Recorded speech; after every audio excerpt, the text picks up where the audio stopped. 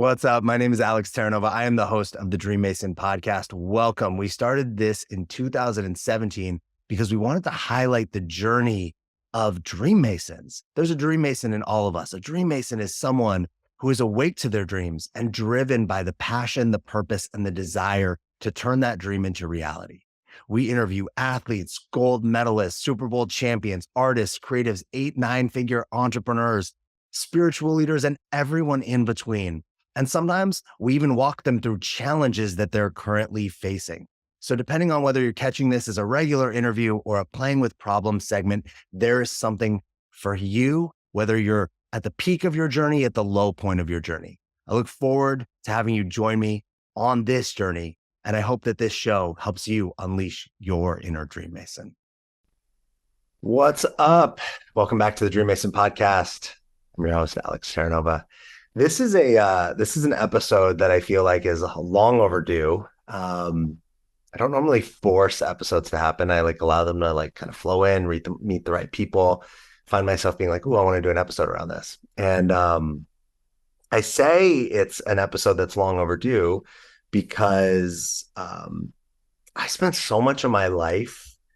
I had some really cool experiences with some plant medicine recently that had me have some breakthroughs around this. But I spent so much of my life not thinking that I was enough in all sorts of ways that then had me do things to compensate for that not enoughness. So for instance, I don't remember the earliest moments of why I thought, why as a child I thought I wasn't enough. I can tie some of it to school being hard, not thinking I was smart, having people compliment me on things just like my looks or sports, and thinking, oh, well, I just should lean into those things. I remember as an early age, in the 80s and the 90s, the coolest, the best guys, the coolest guys were the ones that got the girls, on all the TV shows and on all the movies. But for as long as I remember, so much of my self-worth came from attention from women. And so from as early as 5th grade, I remember being I need to get the girl. And then that actually only filled me up for a minute. So then I had to get a different girl and then a different, and we just were in this hamster wheel forever. And for so long, it's funny how that actually was made me more unfulfilled, because it's almost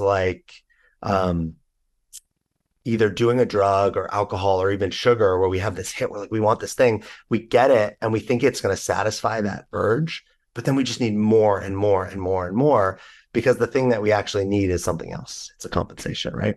So today's podcast is going to be fun because we're going to talk about seduction. We're going to talk about the differences between seduction and manipulation and coercion. We're going to talk about the nice guy. We're going to talk about the difference between maybe the nice guy and the good guy. I think we're going to talk about how this idea of how men become jerks to get women, and how we've been sort of conditioned that the bad guy, the rock star, the guy who kind of is aloof, that there's something about that it works, but it actually doesn't. So recently I met someone who is an expert in this. And as we were talking about the retreats that I host. We were talking about masculinity. We were talking about dating and just all these different topics. And I was like, you got to come on my podcast. I would love to have this conversation. I think this conversation is going to be valuable for single men. I think this conversation is going to be valuable for men in relationships. I think this is going to be valuable for men who have been in relationships for a long time. I also think it's going to be really valuable for women to hear from a woman who's our guest, but also to kind of see behind the scenes of the way men are thinking, the way men are doing things, because I think we make up so many stories about all sorts of things, about how other people are behaving. We make up what that means about us, whether they like us or not, how we're doing, whatnot. So let me introduce you to my guest. So she has a very cool job. Her business is called The Seducts, and she is a seduction expert. She helps singles go from clueless to coupled, and couples go from I don't even know how to do that. She helps couples get things hotter, and help people that are brokenhearted, which I love because I have a big belief that love only exists inside of a world with heartbreak. They can't exist separate. If you're not willing to get your hope broken, you can never deeply love. And the depth to which you're willing to surrender to heartbreak is the range in which you are really able to experience like love. Um, so she has worked as a New York celebrity photographer for 12 years. She has a degree in anthropology. She had an 11 year long passion for personal development, and she's turned all of this into coaching. And she spent plenty of time for herself, being single, dating, and she says from like A-list celebrities to regular guys and everything in between. Amber DeVos, thank you for being here. How are you? Wow, Alex, thank you for that introduction. I couldn't have said it better myself. I'm great. I'm so happy to be here. How are you? I'm doing really good. As I said in that intro, I recently had an amazing plant medicine ceremony that felt like it felt like two puzzle pieces got Hmm. like put in place the way they were supposed to. And Mhm. and for like the first, like, we do a lot of conscious work, right? Coaching, therapy, whatever, but there was something internal that got locked in that was like this story of not enoughness Mhm. is so not true. It's so not and it's not even yours. It's like the whole world's like how many people are trying to get the partner, the girl, the guy, the car, the house, the job, the money, because they think it's going to make them feel a certain way. And I Mhm. had this full realization that like that is the matrix we're living in, is we have a whole world built on if we make people think they're not enough to varying degrees, it builds like a very powerful economy that fuels the world, which is fine and also really sad. So I'm great. I'm on the other side of that, and I felt like reborn almost. Well, can I counter? Yeah, please share. Well, first of all, I think plant medicine is amazing. I mean, hello, it's dirt, sunshine, and a seed. Like, how much more pure can you get to the existence of creation, right? So I think, yes, like I'm not enough. I'm not enough. Absolutely. That's one of the things that we all struggle with in our lives. And I invite you to reframe it as it's the challenge that you've been given and the time that you are in this spiritual plane. Right. And I know I'm a seduction expert and we're going to talk about the fun stuff. And when we have an hour together, we'll get into it. But I think there's something about if we reframe that I'm not enough to challenge accepted, then all of a sudden we're empowered around that feeling like there's another level that I should be at that I'm not at. Right. So that's where a lot of us go wrong, and not wrong, but where we suffer in life is that like, oh, I'm not enough. And I feel really bad about that. Whereas if we go, yeah, currently I'm not enough, but I know that I'm capable of more. Therefore, I'm going to take on the challenge. I'm going to take on the actions, the conversations, the communications, the ways of being, whatever, the plant medicine journeys that are necessary for me to get to the next level. And then all of a sudden we get to reframe problems, right? Because problems is the economical, social, common way that we look at these things. But if we reframe them as opportunities, all of a sudden we get empowered when shit falls down.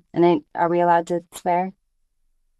I think Yeah, you're, we are. yeah. Yeah, I think there's like a subtle, because I'm with you. Like I love the idea that every challenge is an opportunity. That like that if you look at nature, nature will burn down something, so it Mm-hmm. fertilizes the soil and it regrows.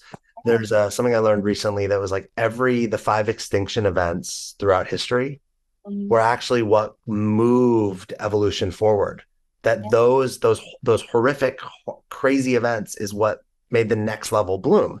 Mm-hmm. And I think that we can get caught up in the if I don't think I'm enough, and so I'm doing things to like external things to prove it, then I'm pouring in that empty cup.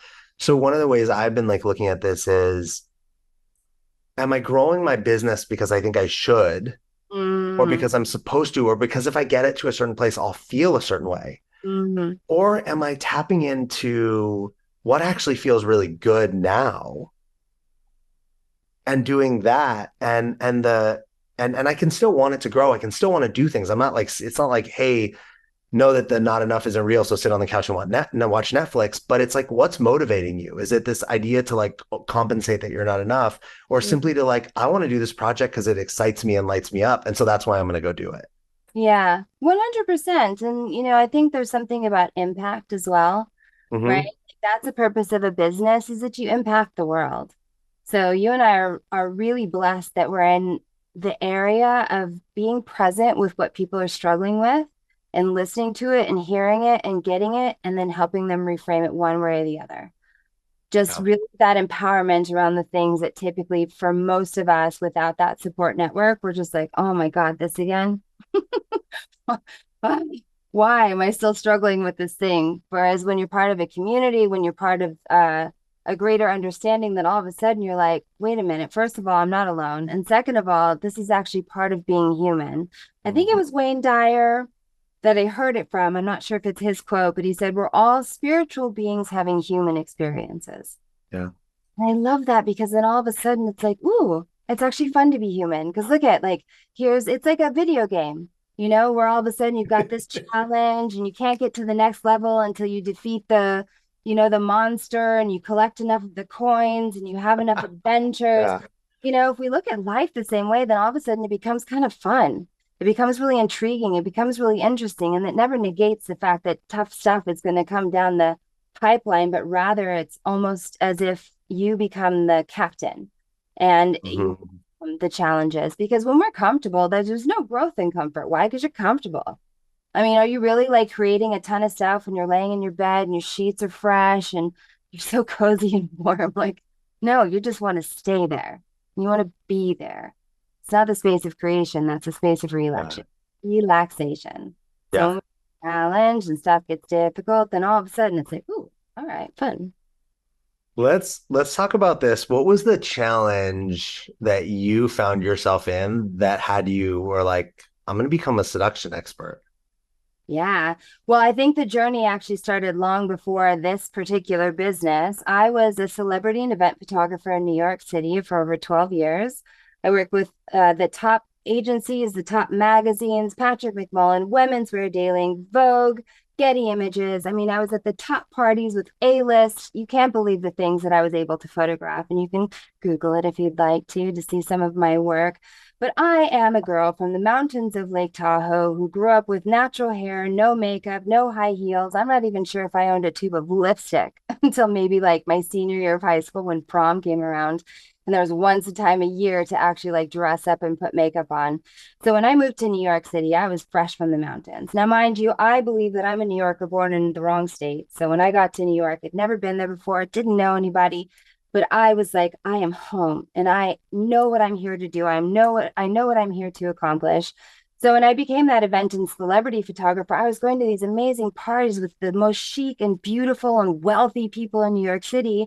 And I'm like a girl from the mountains, right? So it's like I just show up and people are like, okay, like what, backwater country are you from? I mean, it wasn't that terrible, but I'm making fun.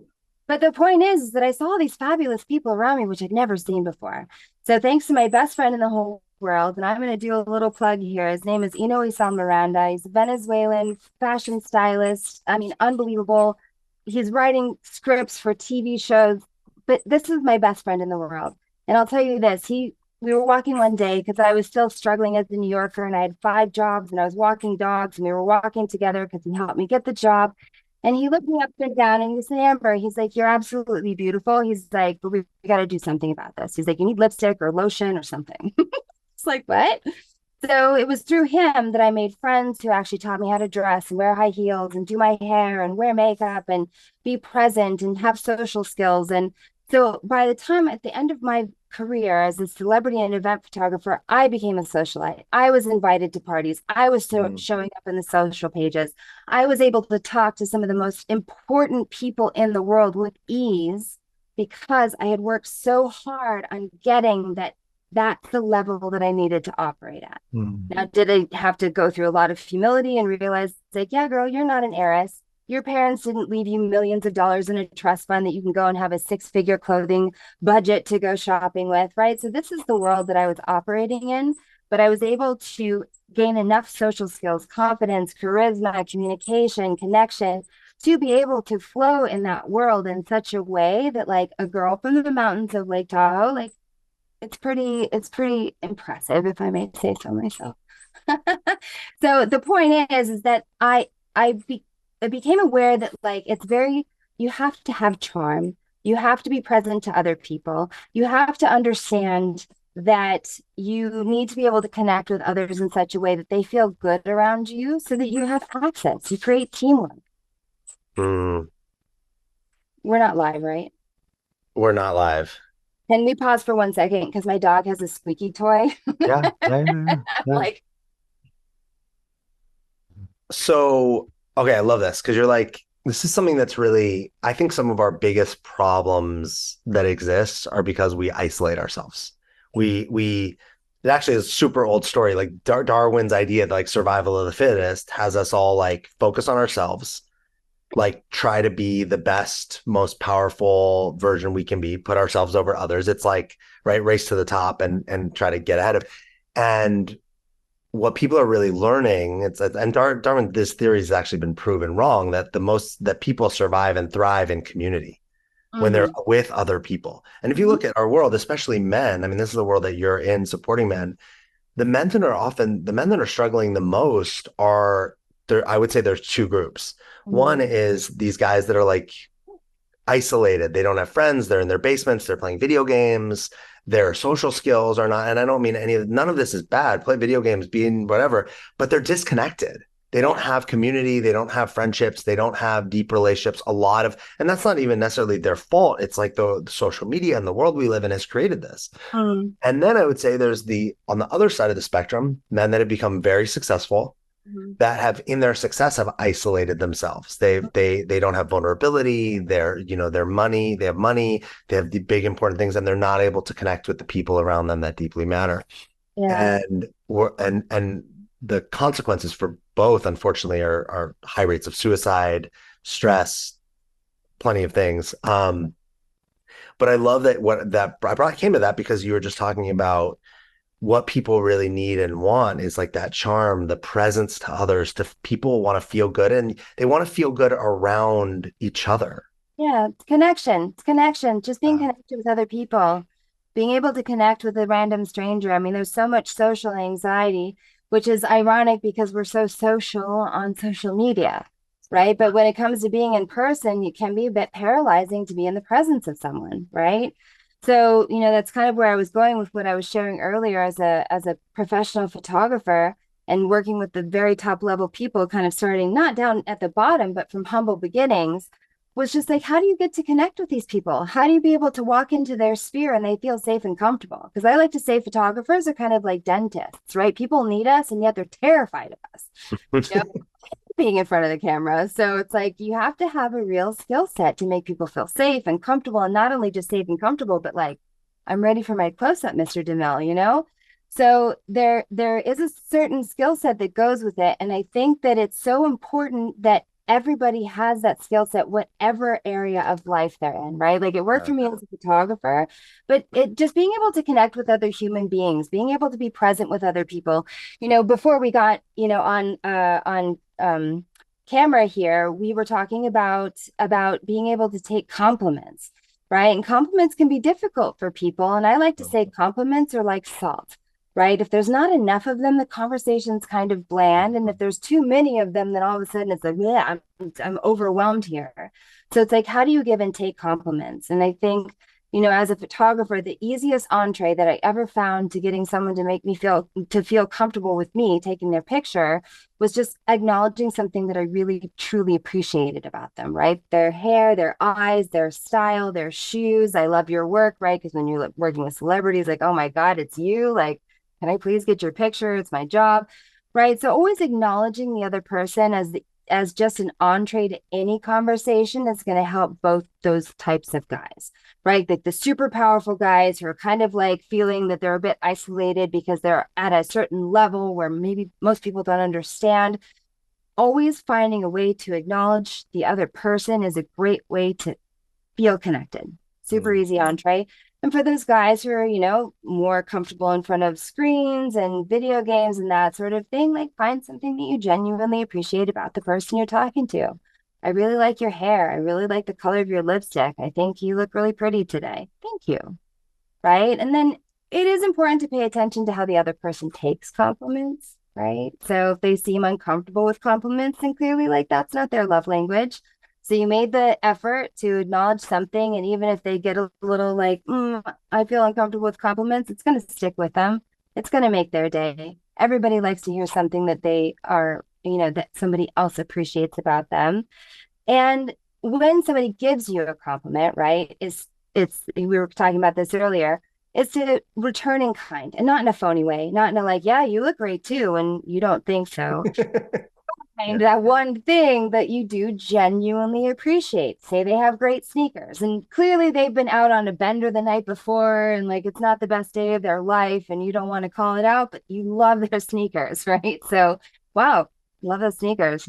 It's funny, there's two things that I notice on a regular basis, and I'm not necessarily doing them on it's I think it's part of who I am, and I've like worked on this.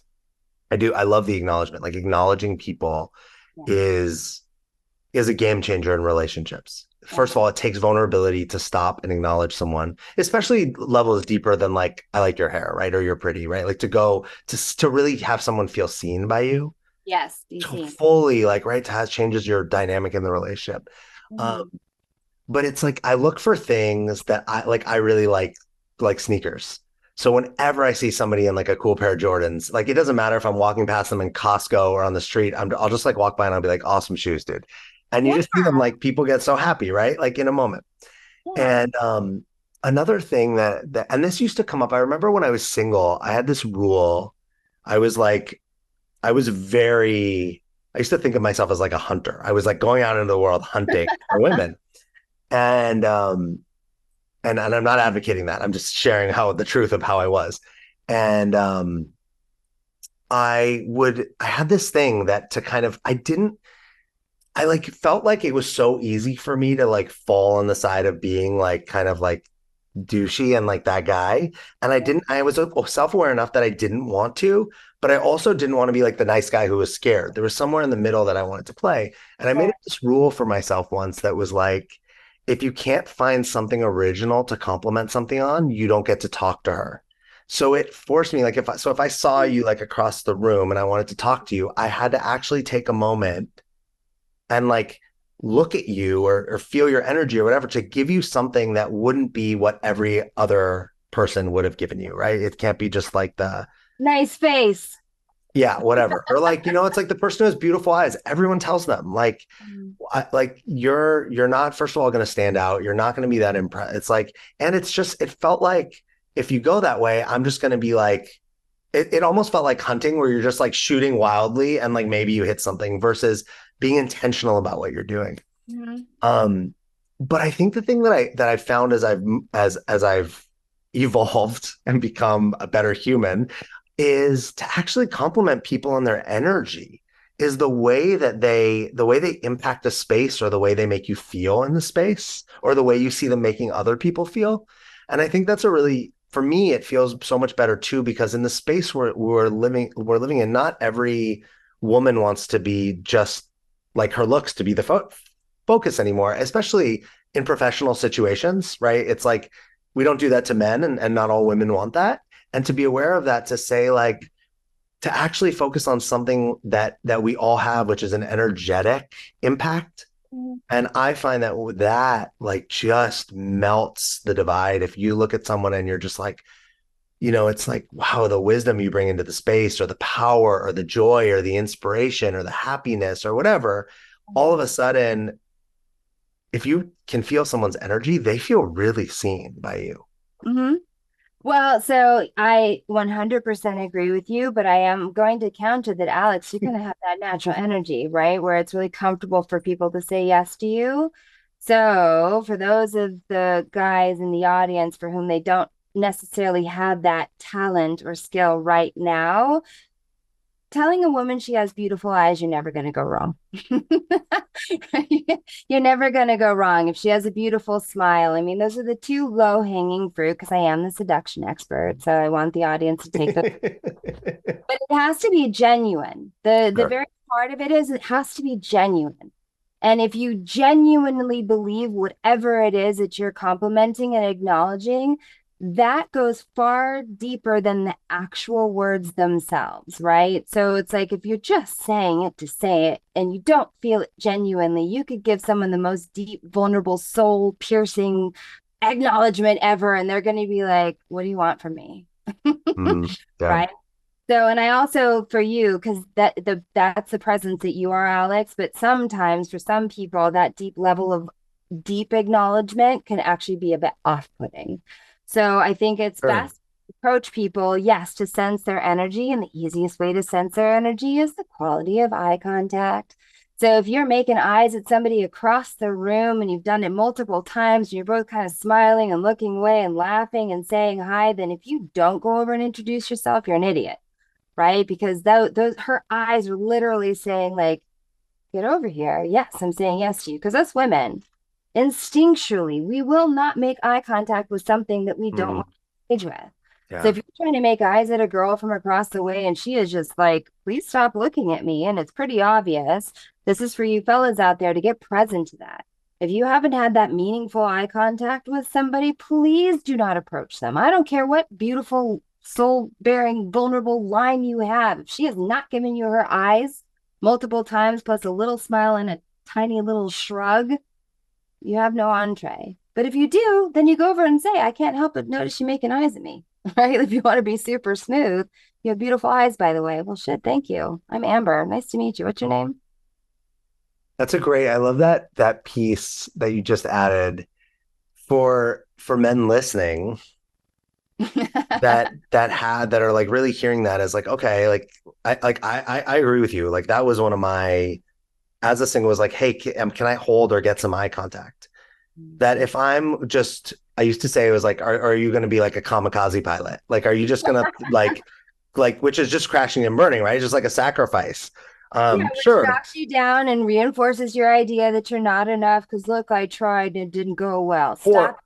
Or it's like, look how brave I am, but like I'm brave and I fail, right? And I think like, hey, there it takes something to just go for it, but it's also like there's no intention there, right? There's like the other idea of what you're saying is like, hey, people actually we connect in so many different ways, and it's so much of our connection is not Cool. language is not in language, but we have to be like really present to I think I know as a guy when I'm checking somebody out and they are not giving me anything back from Mhm, across the room. mhm. Like you feel that. And you could stare a hole through someone. It's not going to make it any different. They're not going to like suddenly change their You tune. do, you do. So you were right to point out that I help guys go from clueless to Casanova. And so one of the things that guys are guilty of, and don't feel attacked, I'm helping you. This is an opportunity to learn something, is not paying attention to the signs that women are giving you. Eye contact is the lowest hanging fruit in terms of assessing anyone's interest, romantic or otherwise. Have you ever been in a business meeting with someone and they're not making eye contact with you? It's weird, but it is a communication, right? So if you're trying to catch, you see some beautiful girl walk in the room and you guys catch eyes because who's curious about who's walking into and who's walking in, and then you never make eye contact with her again, please don't try and hit on her, even though you think she's the most gorgeous thing you've ever seen, because she hasn't given you any opportunity to. Because you keep checking her out, you keep looking at her, she's not making eye contact with you. So many guys don't see that and they don't pay attention to that because they're so focused on, I want her. Mm, I want yeah, her. I am going to just go for that hunter mentality, yeah, right? Um, sadly, us ladies are not prey. We actually require communication and connection. You can't just shoot us and drag us home by our hair. Wow. But it's about that connection, right? So if you're making eye contact and she's returning it and smiling and just, kind of being coy, look up the word yeah, coy if you don't know what it means. That is when you have the right to say hello, right? The consent, right? Because consent is big now. But us ladies still want you to pursue. We don't want you to not, right? And wait for us to do all the work because it's not natural for us to do that. But yeah. eye contact, easiest way to open that conversation.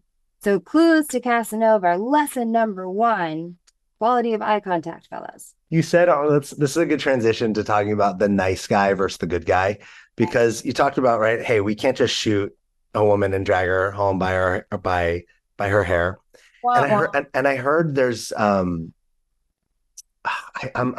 totally you know Omrapani. Do you know No. what Omrapani is? Omrapani is a dom is like teaches people how to dom. And he has this thing that he I don't know, maybe it wasn't him. I don't now I'm blanking on who it is. I don't think it was actually him, but it was I think it was actually a woman, and I can't think of her name, who said something to she was in a group of women and she was like, I don't know any women that don't want to be well handled by a man. And she was like, when she says it, I might be saying it a little wrong, but she was like, every woman like just like lets out a sigh of like relief. And she's not what I love. And if you go in further with this, she's not talking about a man like grabbing you by your hair and dragging you out of a space. There's consent in that interaction. And the consent is like obvious. This isn't like confusing it. But the idea that the nice guy is like can actually hold no ground and hold no space and cannot handle the and let's say the power and magnificence of a woman, Hmm. and then the but the good guy can. And I think that's like mistaken that we have this thing that it's like the nice guy and the jerk, or like the bad boy and the nice guy, but there's actually a guy in the middle, and it's a spectrum, right? Who I think is strong. The good guy can be strong and powerful and kind and vulnerable and be in partnership, but can also have like some grounding and some power and some force and some stability. That to your point, like you can walk up across the room and be bold and direct. Yeah. Yeah, and be willing to take the risk. I mean, yeah, thank you for transitioning into the distinction. So there's the nice guy and there's the good guy. And I mean, there's way more than that, right? And then there's a jerk, right? Like there's the nice guy, good guy, and the jerk. So most guys who identify as nice, and if you're raising your hand right now, it's totally okay. But it's important to understand that what distinguishes a nice guy from a good guy is manipulation.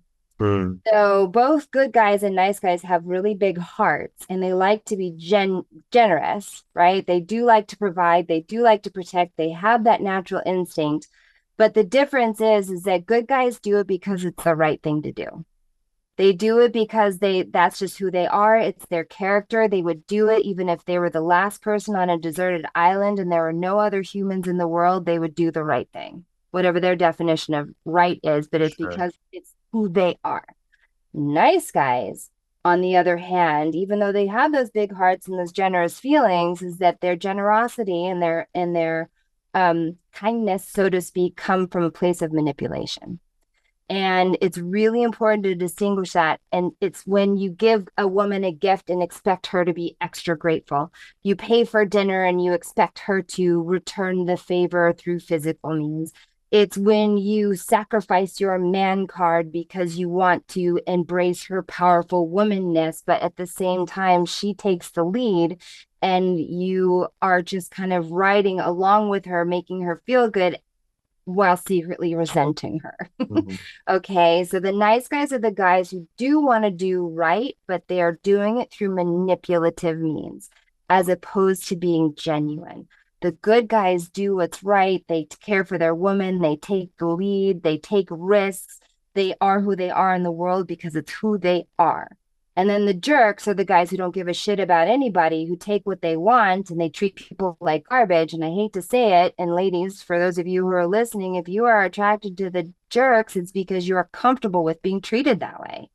And there's no judgment in that, but rather it's just we oftentimes turn away those sweet, vulnerable guys because we are used to being treated like garbage because of our parents, because of our fathers, because of whatever, because the discomfort is in the comfortable when we meet that actually good guy, sweet guy who wants to take care and be provider, protector, partner, confidant, best friend.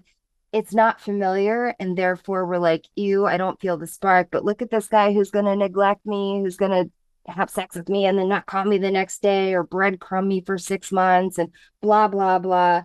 So, yes, for those of you who love being the jerk, I mean, bless you, it works for you. It's not fulfilling. Fine. For those of you who are the good guys, bully on you. Please help your fellow brothers out and give them the guidance that maybe they didn't get from their fathers about how to be truly masculine men who embrace the protector, provider, leader without being bossy or grabbed by the hair. And then for you nice guys out there, this is why I'm here, right? Is to really get present to what it is that you're struggling with. Because oftentimes we become manipulative because we feel unlovable. So we feel that we have to control the narrative. We have to take actions that is going to make someone like us for what we do versus who we are. And that's what I work on with people is like, who are you? And then, do what you do and find people who like it. If you're trying to convince people to like you, it's not your right audience. It's that simple. I feel like I like saw this, I was writing this down. Like I saw this as kind of like there's in a row, there's like the nice guy, the good guy, and the jerk.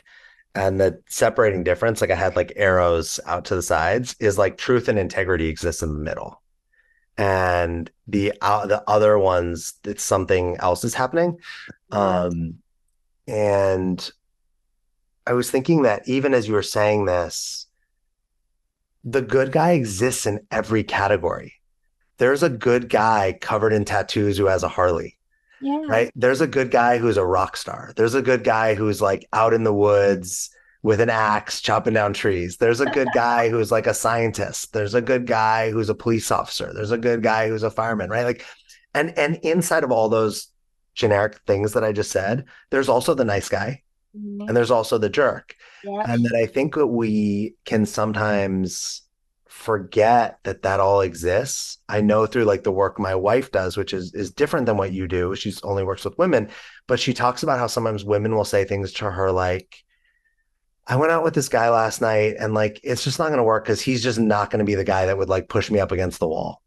And what she notices, what she's told me some really funny stories about how like because of the caricature package the guy's in, this belief is formed, and that with a little time and a little connection, that guy actually is that guy. That Mm. you don't always in the first date or the first experience of somebody, we don't always know exactly like who they are, right? We're scared, we're Right. nervous. There's like a lot of stuff going on. We also don't know where someone is in their life at any given moment, right? You go on a first date with someone and have no idea what else is happening in their life that might not have them show up as their like best self. Right. Um, but I love that like idea, like especially I think it resonates so much for me because I remember being young, a young guy thinking like I had to like fit this like mold, right? Oh, if I could be right, we're kids of like I grew up in the 80s and the 90s, and I was like, oh, if I can be like a Zach Morris with tattoos and like a little bit more bad boy, that's gonna like right. I remember that getting put in my skull as like a little boy, Yeah. and That's while the some the girls. yeah, and while some of it was true and authentic, right? There are parts like I love my tattoos, like I love who I am. And there were parts of it that were the manipulation. It wasn't from like the like nice guy manipulation. It was even the jerk manipulation. Like it was like dancing in those worlds. Like who did I need to be to get what I wanted? Which was Yeah. just super inauthentic. And that's what had me ultimately feel empty and hollow at the end of all these interactions. Yeah.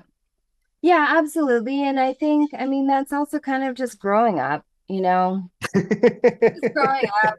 Like, if you were to sit there and pop out of your mom being like, I know who I am and I know what I'm up to in this world, it's like maybe Mozart, who was a prodigy at 5. Like, it's Yeah. rare that anybody just ever pops out. They're like, I don't need to worry about everything else. I know who I am and what I want. So I think that's the beautiful thing about being young and making mistakes. I mean, that's how we grow. That's how we know who we are. So we make mistakes. But the treasure of mistakes is that you made it once. Don't make it twice. Don't make it I made them many, many, many, many.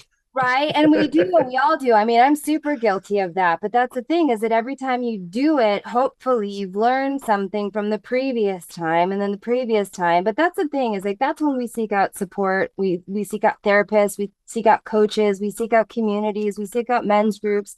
It's because we get that we're kind of stuck on this roller coaster, this loop, this thing that's just kind of never ending and it's not fun anymore. Yeah. right? Because sometimes drama and heartbreak and tragedy, it's kind of fun, right? In its own weird way. And then all of a sudden you get to an age where you're like, fuck this. I don't want to do this anymore. I'm tired.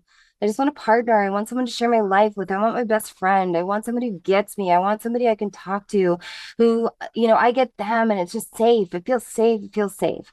Right. Like that's what we're all going towards. But yeah, if we don't have that third party to sit there and say, you're doing that thing again, Yeah. right? Where you say you want an available female and then you go for the woman who tells you she's only available on weekdays, not weekends. Hmm. Hello, right? So it's why you have somebody in your world that can kind of point out the flapping red flags because, like, when someone's giving us attention, making us feel like we're enough, it's hard to say no to.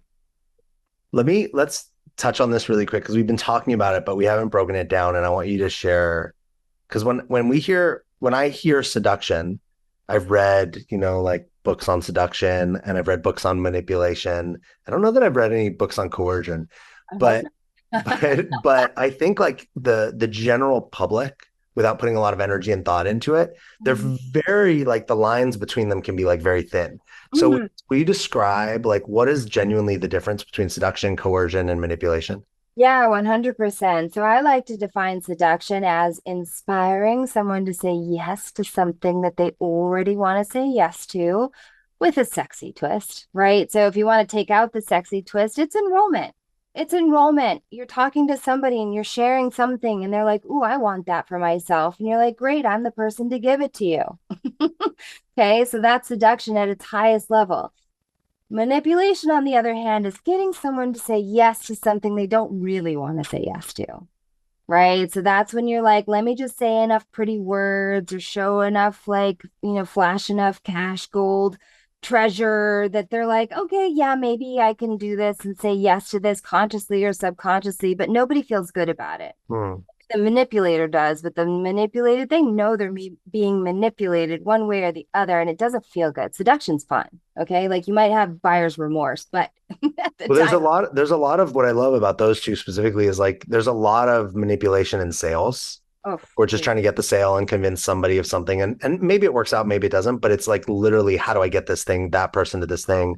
Mhm. And when I'm working with people or training them on becoming more enrolling about things, right? It's that opposite. It's like, hey, no, you're actually getting people to align with the things that they already want and helping them see that. Well, and Um, you nailed it with truth and integrity, right? If you have truth and integrity as the foundation on which you're seducing somebody, I mean, hello, and seducing in the romantic world and rolling in the professional world, and you deliver that thing that you're promising them, that's the difference too. Is that seduction, like there is a delivery of something, yeah. right? So whether it's love, it's romance, it's sex, it's whatever, is that there is a delivery of something. Whereas a manipulation, like, yeah, you got someone to say yes, but you don't actually deliver that thing that you promised you were going to deliver. This keeps going too. I think about whether it be seduction or enrollment, like even into your relationships. Like in a great partnership, the partners are in continue to enroll each other in things. So or seduce each other into things. So like, I'm thinking about like in my relationship, like there's something I want that on the surface, my wife might be like, oh, we don't need that. We don't want that.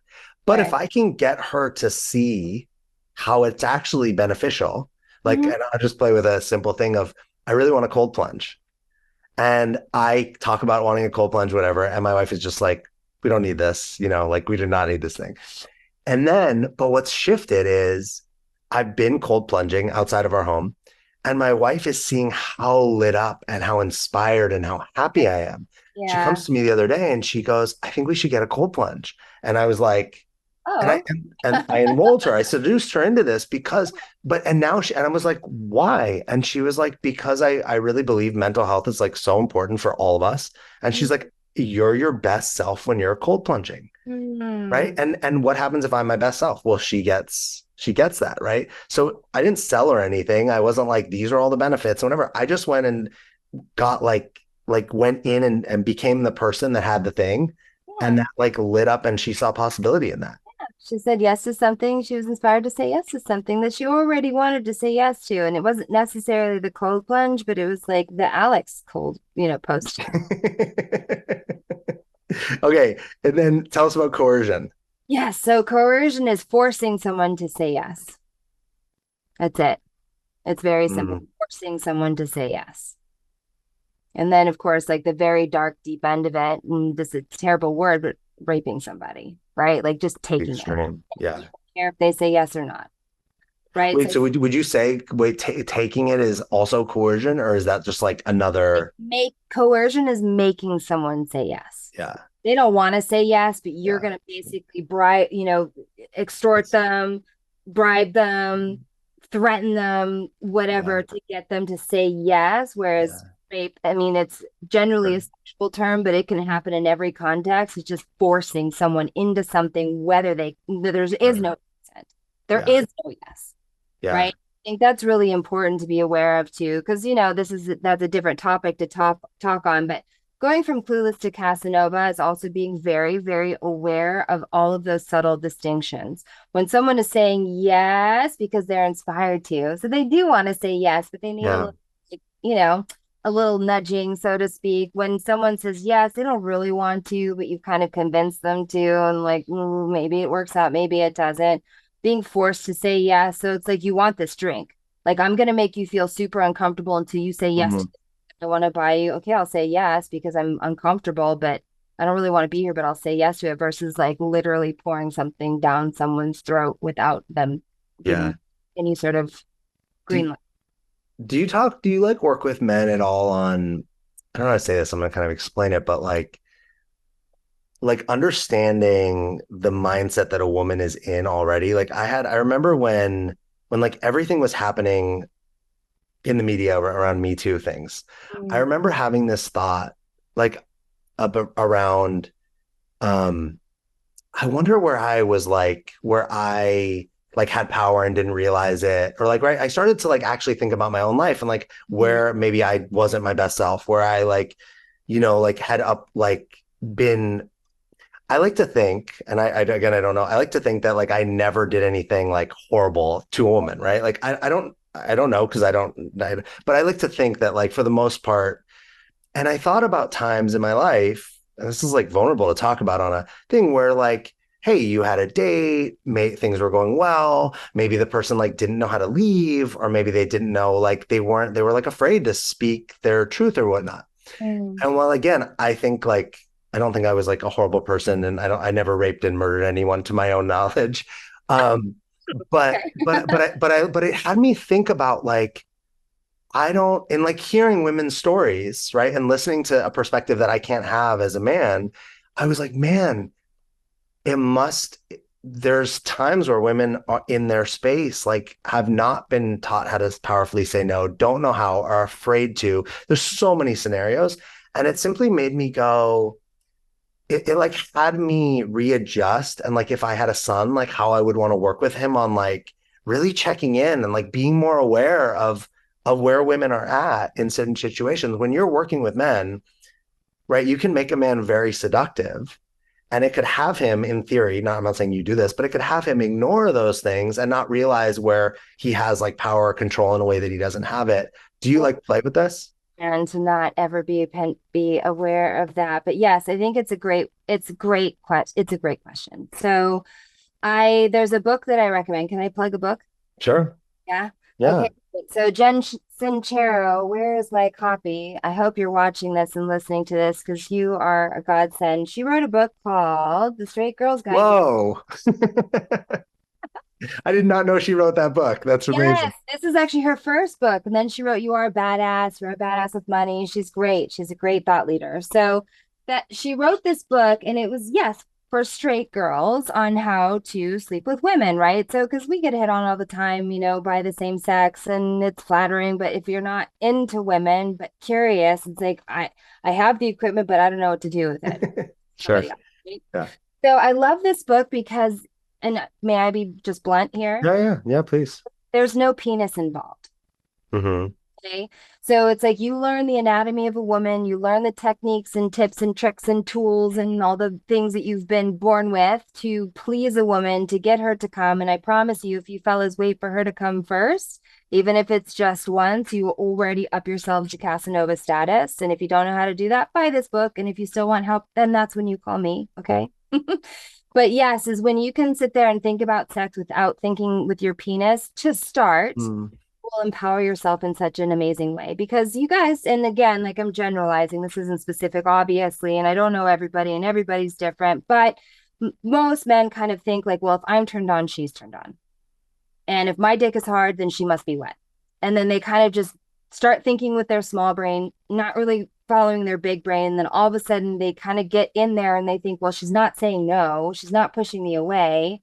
I'm in her. So, okay, I guess we're doing good things. And then he comes and then it's like, well, that was fun. Meanwhile, your partner may be over there going like, what the fuck just happened? Yeah. So I really advocate for you guys to get consent along the way. Pay attention to her body language. If she's melting, I think the easiest way to assuage consent with body language is she's melting into you. She's melting into your kisses. She's melting into your arms. She's really present and just like letting you touch her in a way that she feels soft and warm. Versus a woman who does not want to be touched, even though her mouth is not saying so, she's going to be stiff. She's going to Mm. be cold. She's not going to be reciprocating. And it is really easy to tell. So for those of you guys who are concerned, if you can't, then you should absolutely have a conversation with me about that. But the point is that if you focus on taking care of your partner first, then you're generally in good shape. Now I know there's a lot of sex coaches out there and say orgasm isn't the point, it's about being with your partner. Whatever. We're talking about kind of like initial seduction stages, right? This isn't like you've been with your partner for a really long time, even though consent still matters always, right? Not because you've been together forever, you get access just whenever you want. But it's really just focusing on your partner and her pleasure. And when you can kind of get that, and if she's not, and she doesn't seem like she's enjoying it, just stop. Just stop, you know? And if she seems like she's really into it, then you keep going. One of my favorite ways to get the first kiss started, for those of you who have struggled with getting the first kiss started, is write this down. I really want to kiss you right now. And you're ending the date, in the middle of the date, you look at her lips, you look at her and say, I really want to kiss you right now, in a very matter of fact way. And then it gives her the choice to say, well, what's stopping you? Which means yes, right? Or if she says, I'd really rather you didn't, then you've gotten a no, right? But it's up to her. Cause like when a guy asks, can I kiss you right now? It just makes an awkward situation. Mm. It's very nice guy, right? It's Mm. very nice guy. So a simple going from nice guy to good guys. Can I kiss you right now? It's kind of it's put you in a weak position, even though you feel like you're taking leadership. Whereas if you say, I really want to kiss you right now, and then she'll say, well, get over here. Or she'll be like, please don't. Or she'll be like, maybe later.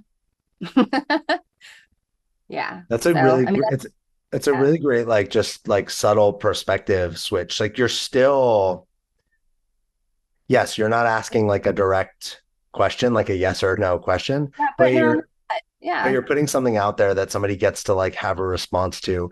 I had I was sharing with someone, I think one of the funniest things that men do, and men relate to it like it shows how powerful they are. Men will like be like, I'm not gonna tell her I love her, or like I won't do it before she, she can do whatever, but I'm not gonna. And it's kind of like a power play. Mm. And I often think that it's often the men who portray themselves as like the most masculine are the ones like the stingiest with like the love. Mhm.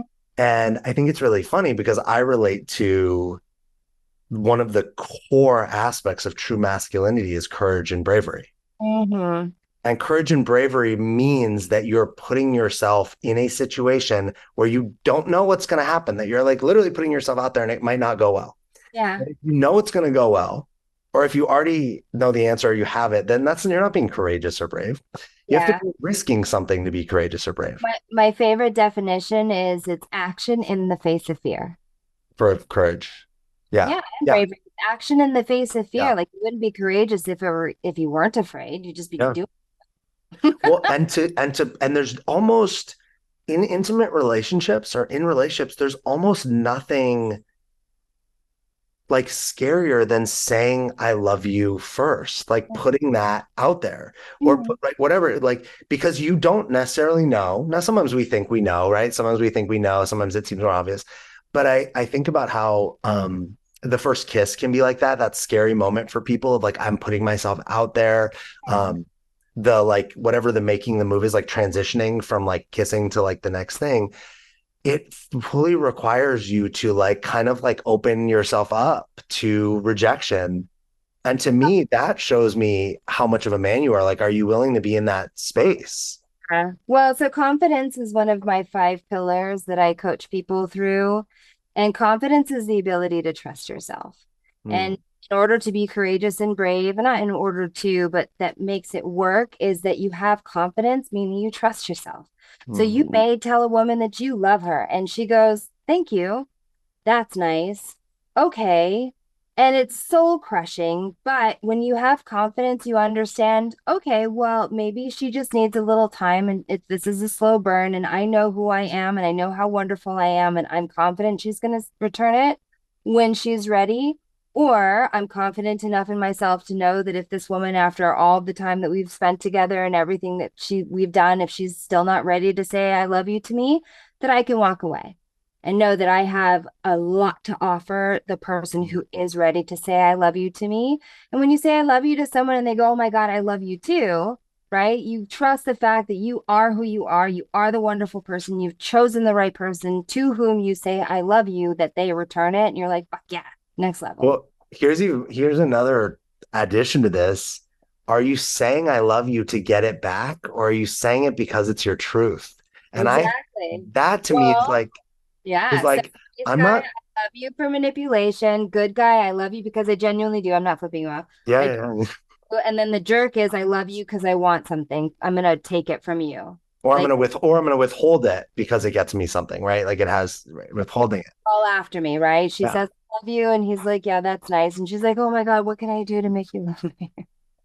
I think that there's like I've had this conversation with few people that I've worked with, like where and friends actually too, where it's like they're like, oh, I want someone to say it first, or I don't know, or whatever. And it's like, are you saying, is this a transaction?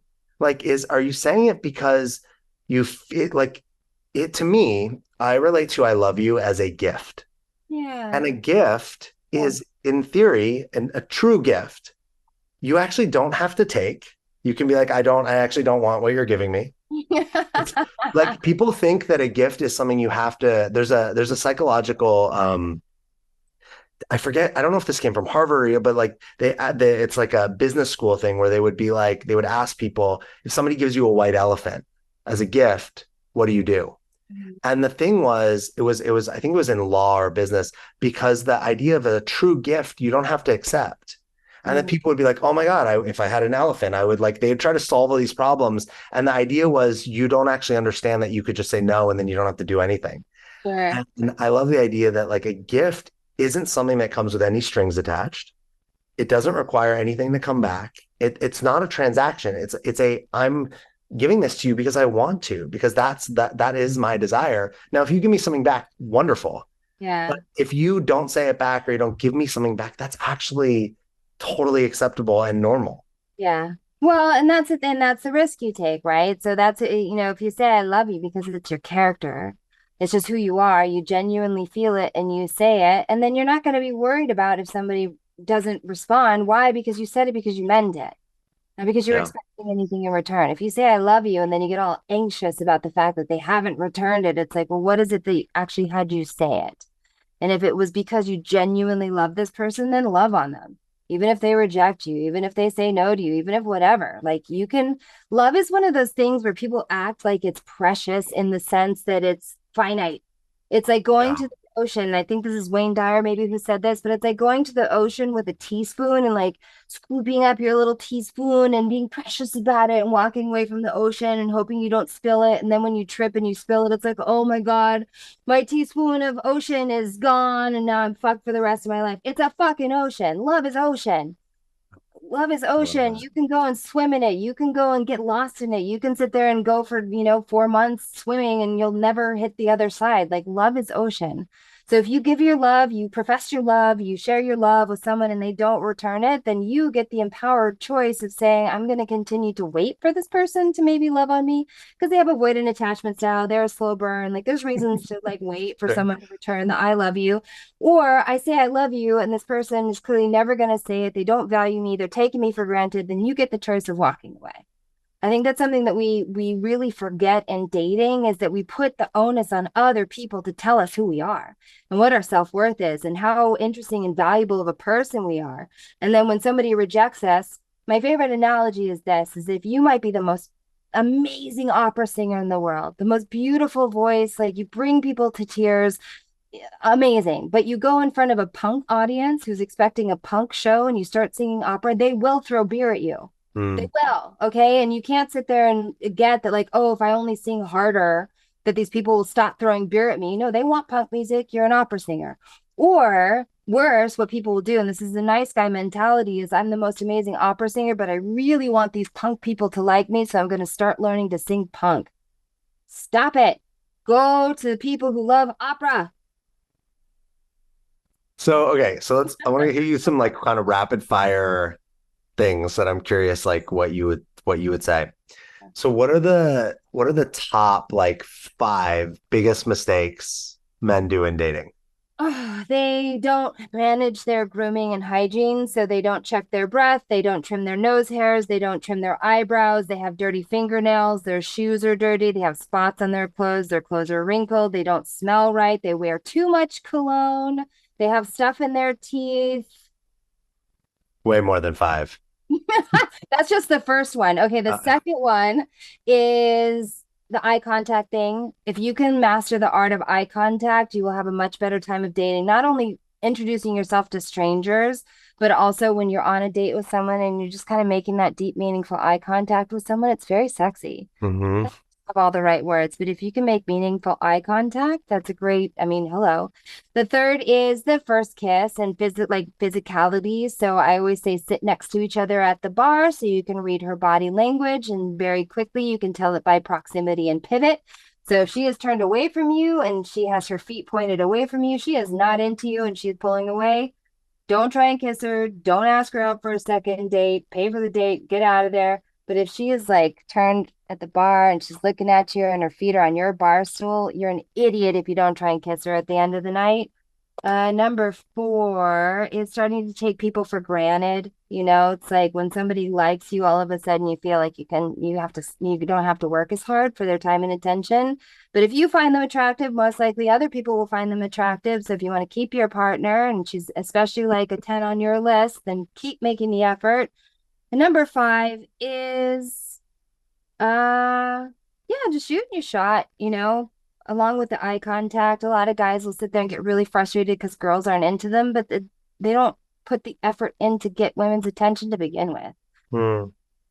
Wait, So, so I have a question. So I used to do this thing and I did it like pretty consciously where because I like was always focused on the body language and I would sit at the bar with a woman on like a date whatever and sometimes it could have been like we were in a booth or a table like and I would if I liked her if I didn't like her I wouldn't but if I like was into it and I liked her I would open myself up so I might turn and put like my foot on her stool so I'm sort of like there's like a space right my legs are kind of like spread a little bit and there's a space and I'm not like she's not in that space right or I would kind of like put my arm, like open my body up on the back of like the booth. And it wasn't like I didn't lean into her space. I just created the space. And I would look for, I'm creating a space, does she step into it? yeah, or Um, step out of it. yeah, totally. If she stayed forward, well, that was like a really good sign. She was not feeling the space I was It's like creating. put your arm around and she's like scooch, scooch, scooch, scooch.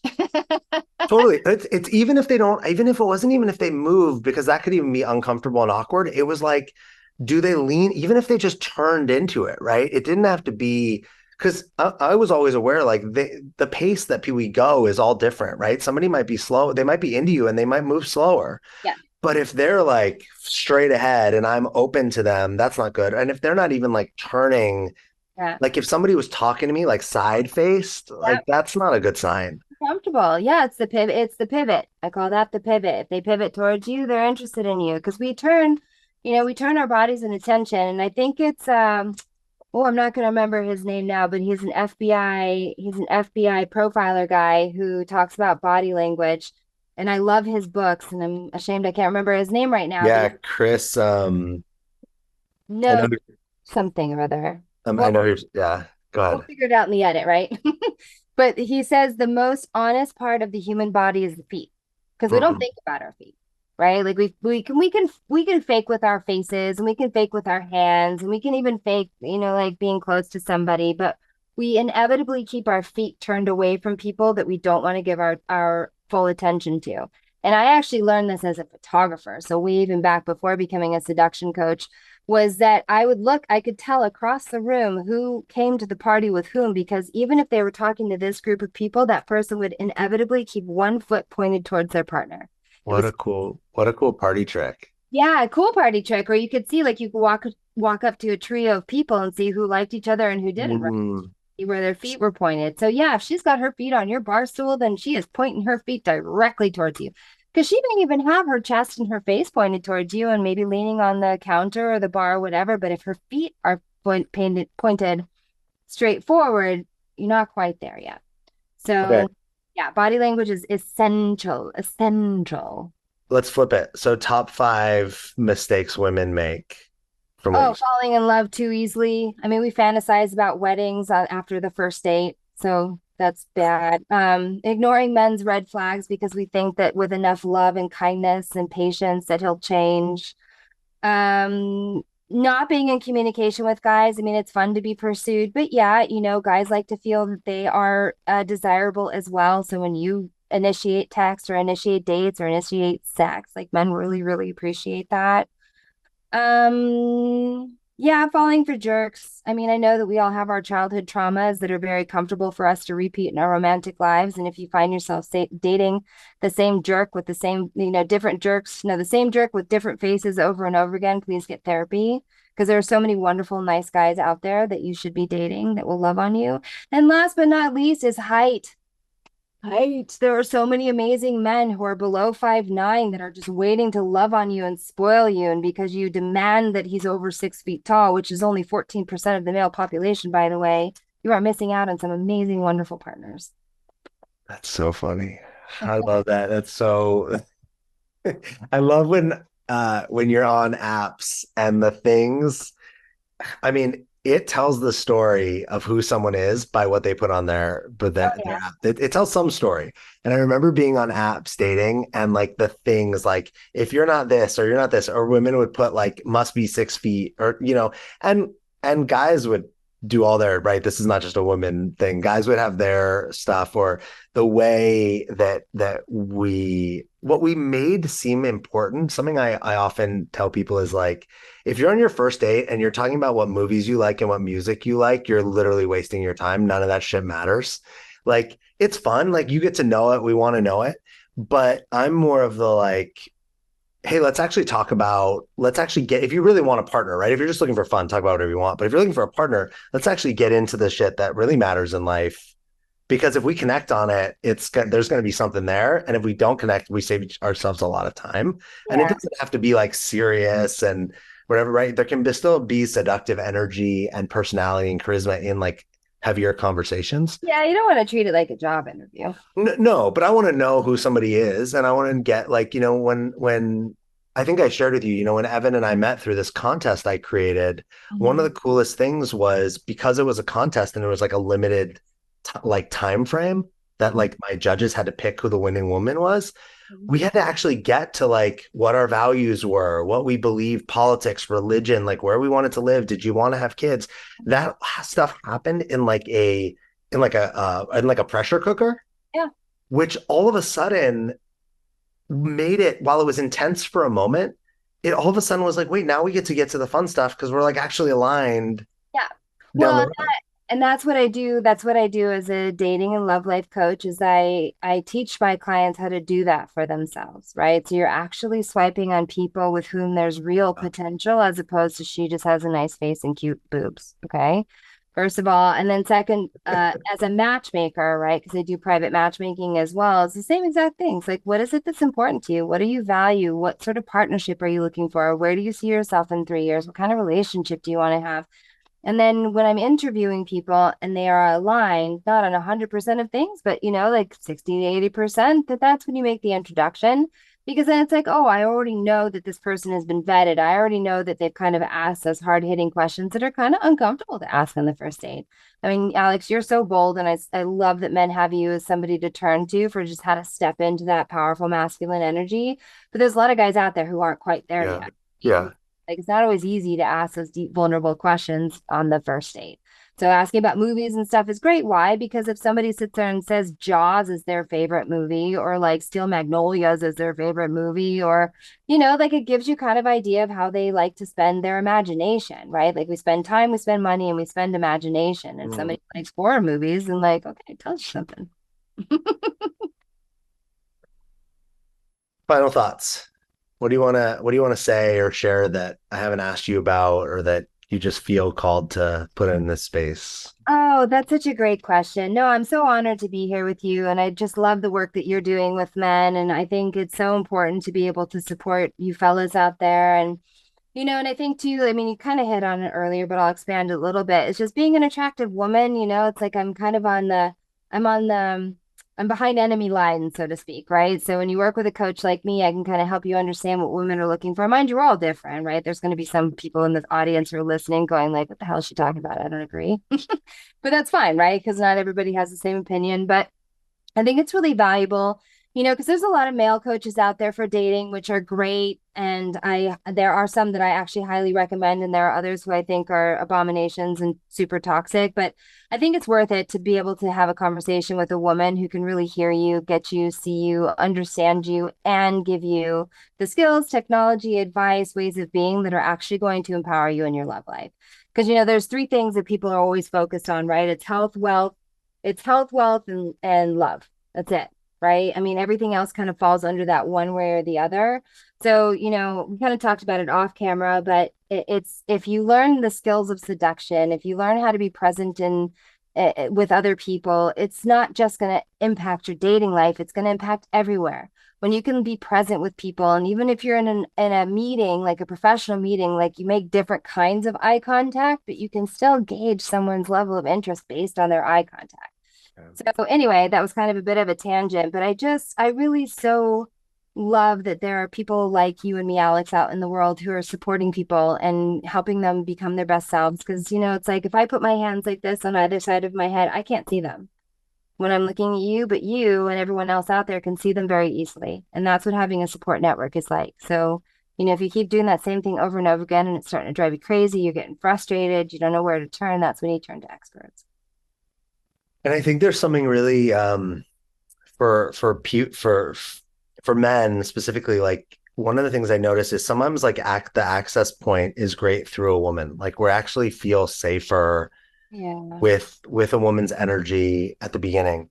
And Yeah. then I think that you have to actually graduate to then go be with a man Mhm. because like if you're that like it's kind of like we need to go into the discomfort and sometimes to your point like we're all at different places. So, I remember I don't think I would have got into coaching if my first coach wasn't a woman. Like I felt safe to be vulnerable whereas all my stories about masculinity felt like it wasn't safe to be vulnerable with men. But Yeah. then I remember hitting a place where realizing this is a really big gap. The fact that I can't be vulnerable with men Mhm. is impacting my life in all these other ways. Mhm. And then it was like, oh, I need to go be, and I think it can be the opposite, right? It can work both ways. That sometimes access to support is through a man first, like that's where you feel more comfortable, and then it's like, hey, you actually need to go be with a woman in a vulnerable space so you can learn how to do that. And I love it. It's like practice, being with you, people working with you is it's just like playing for a sports team. You're the coach, you're like helping them work on the thing Get to that the goals. yeah, Yeah. and at different points in people's careers they need different kinds of coaches and different kinds of support. Yeah. Um so I love the idea that like looking at like where you find yourself uncomfortable, like and go to that thing. Yes. Um, So Yeah, and if you can, it's an investment. It's not spending money. It's investing in yourself. It's really taking that thing where it's like, I mean, because you can do it yourself, right? Like you can do all the same research and read the same books that Alex and I have, and it's all out there. Or you can work with somebody who's an expert who's already done the reading for you and has distilled it into a framework that you can follow so that you get those results faster, right? Even because some people say, oh, it's kind of shameful to hire a coach, especially for dating. Shouldn't I already know how to do this? And isn't that something natural? No, absolutely not. It's like somebody who's like a great runner, but they want to be an Olympic athlete. Like they yeah. know that they have to hire a coach if they want to go to the Olympics. They can run their little hearts out, but they can't get to gold unless they have that support network. It's just impossible. You can date your little hearts out, but Yeah, I mean, and there are some people who are lucky, right? And who meet somebody and they hit it off, wonderful. But for those of you who struggle with communication, being the nice guy, like not understanding the balance between the nice guy and the jerk, like that's my sweet spot. I can't help everybody. I mean, you guys are welcome to set up a free mini session with me and we can find out. But at the end of the day, it's like my sweet spot is the guys who want to be the good guy. That's it. so let's tell everyone they can find you on Instagram, the underscore seduxe, SEDUXE. Mhm. Um, you're on, I'm assuming you're just like on all the platforms. I'm not going to Yes, list them all right here. YouTube, LinkedIn. We'll put it in the show notes. Yeah, beautiful. Yeah, absolutely. And I have a fun little quiz that's on my website that kind of gives you a little bit more clarity around what kind of dater you are. And then I also have a really fun guide for those of you who have been struggling with online dating, as in you're not getting many or any matches. It's a very basic guide on the do's and taboos of your dating profile photos, because I cannot tell you how many profiles I go through and go, oh, this guy needs my help. Photos are Um, Photos are first. So if you are struggling with that, please go get the free guide over on my website, theseducts.com. Thanks for being here, Amber. Appreciate you. Thanks for having a fun conversation. Oh, That yeah. also, I think, provides a lot of value. Thank you. And thank you so much for having me. I mean, I so appreciate and acknowledge the work that you do because I think you're right. It's always the next level, always looking for the next level. So I'm happy to know you and be part of your world and you part of mine. Everyone listening, go check out Amber's work. She has so much content just on her Instagram alone. There are so many things there.